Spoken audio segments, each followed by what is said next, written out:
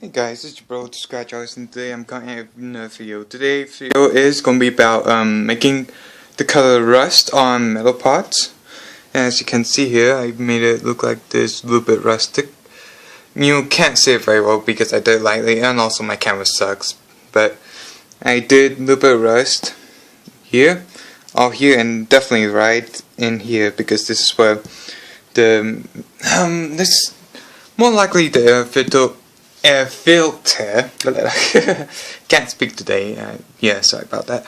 Anyways, I definitely add rust right here and that stuff. Now, to get this rustic color like, you need two colors, which is brown and orange, which I could go here, go through my Prismacolor. There's orange and there's my light brown.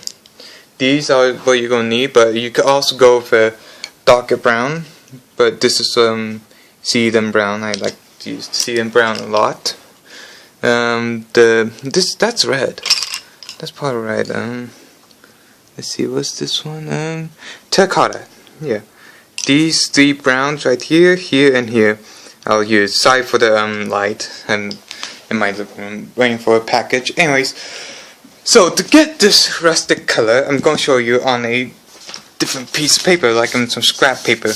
I did some examples while I was making this, but yeah, it's just 1 second. I'll just unclip this so that I could move this out of the way and don't damage it.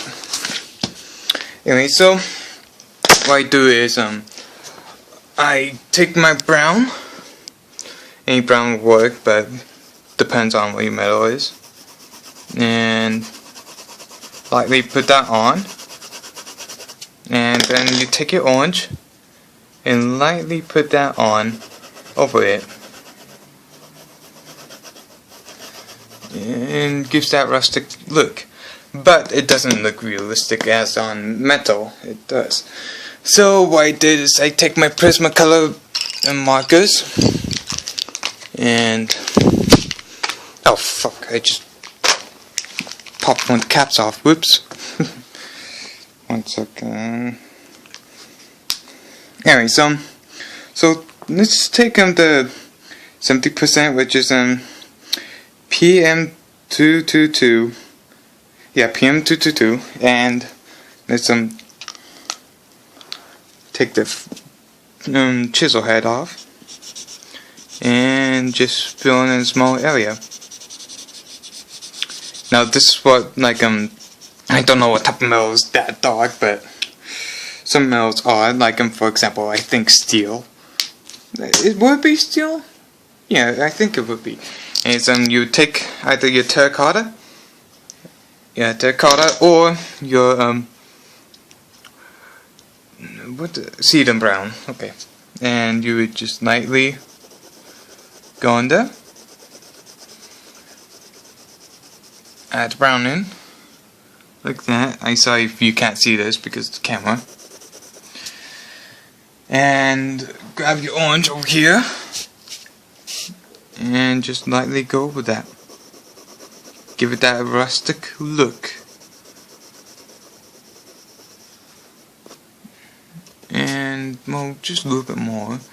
But I'm just like doing it lightly because, you know, why not? Now if you're going for like a more like cast iron look. Oh fuck, come on. 1 sec. Ah, there we go. I think I got a little bit more going. Anyways, you just do this. That looks a little bit like cast iron. And oh fuck, just dropped my marker. Trying to do this one hand while holding my tablet. Anyways, now for this you either go with the Sedum brown or the burnt, or I can't pronounce that, but you guys know what that is? Tell me in the comments. Well, I know what it says, but I can't not pronounce that. Anyways, I'm going to go with this one, the light brown. I'm just going to call it light brown.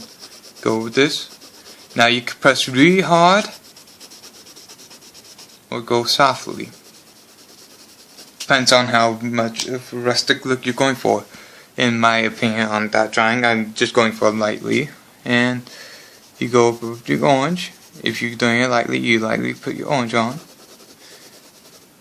And if you're going for I should probably apply a little bit more.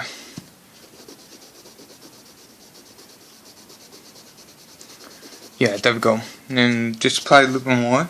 And now take your orange, lightly go with that. You don't want to go too hard, but you want to add just a little bit of pressure if you're going very hard. And that makes it look rustic. Now, this is like just like your regular old rust. I don't know any other types of rust yet, but this is how I know how to do the rest. If you could find a video on how to like make a more realistic rust or that stuff, then watch that video and learn more. And if I missed anything in this video, please tell me, because I would like to know.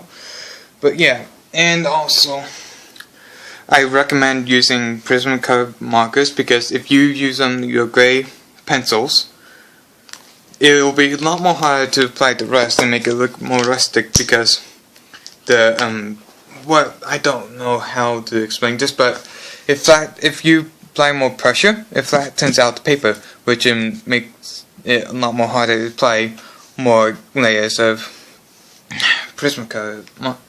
So I would just recommend going with Prismacolor, but if you're working with paper that's about this thin instead of paper that I'm working with that's about this thick, then don't use Prisma markers. Go like cardstock if you're going to be working with Prismacolor markers, because they bleed through actually quite a bit.